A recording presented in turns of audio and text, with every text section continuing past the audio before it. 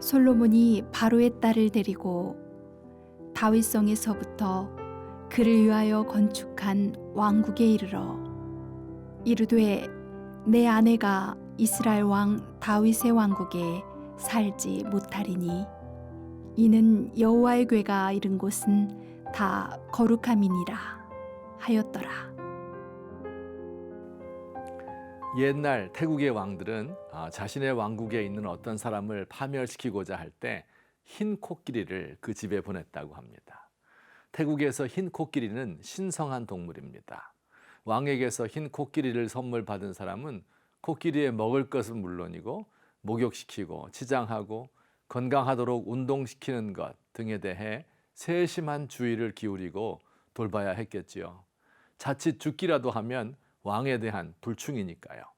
그는 평생 흰 코끼리에 매여 입히고 먹이고 잠재우고 돌보다가 전 재산을 날리고 끝내 파멸하고 말았답니다.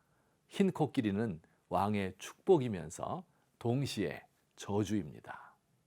솔로몬 왕에게도 흰 코끼리가 하나 있었습니다. 왕이 된 후 이집트의 왕 파라오라고도 하지요.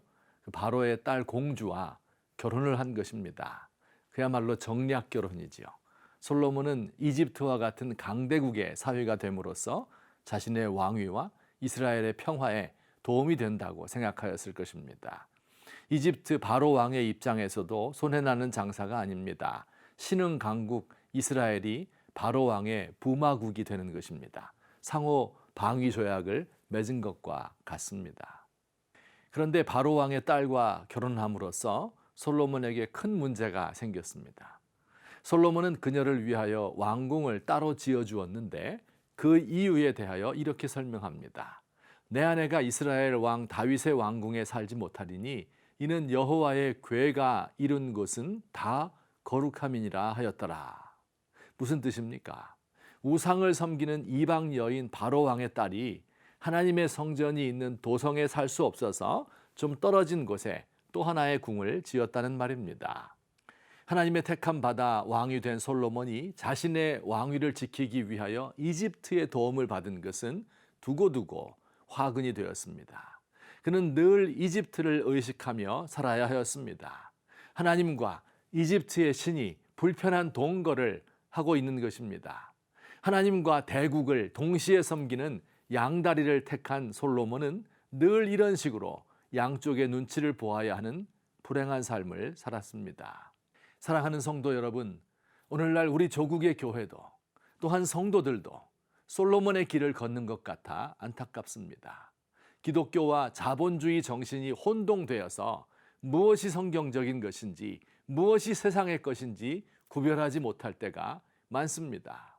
교회 오빠라는 말이 있죠.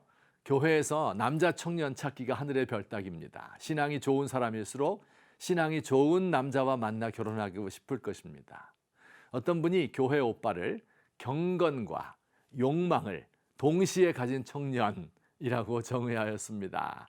신앙 좋고 따뜻하고 교회 일이 열심일 뿐 아니라 공부도 잘하고 운동도 잘하고 얼굴도 잘생긴 사람입니다. 여성들의 이상형이지요. 말로는 경건한 남자를 찾는 듯 하지만 실제로는 많이 가지고 잘난 남자 혹은 여자와 결혼하고 싶어 합니다. 부모들은 자녀를 위해 기도할 때 경건과 욕망을 동시에 위하여 기도합니다. 우리 아들 공부도 잘하게 해주시고 하나님도 잘 맺게 해주세요 라고 기도합니다. 사위감이나 며느리감을 택할 때도 동일한 기준을 가집니다. 이는 마치 이 땅에 보물을 쌓아두고 천국에도 쌓겠습니다. 재물과 하나님을 겸하여 섬기겠습니다 하는 것과 마찬가지입니다. 마귀가 한국교회에 준 흰 코끼리는 무엇입니까? 마귀가 성도들의 가정에 준 흰 코끼리는 무엇입니까? 하나님, 저는 하나님과 재물을 섬기는 두 마음을 품고 있어 정함이 없는 삶을 살고 있습니다.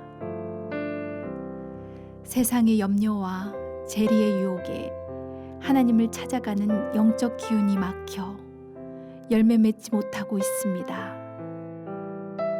하나님이 주시는 영광과 세상의 영광을 다 차지하려는 욕심을 버리게 하시고 좁은 길 진리의 길을 따라가게 하소서.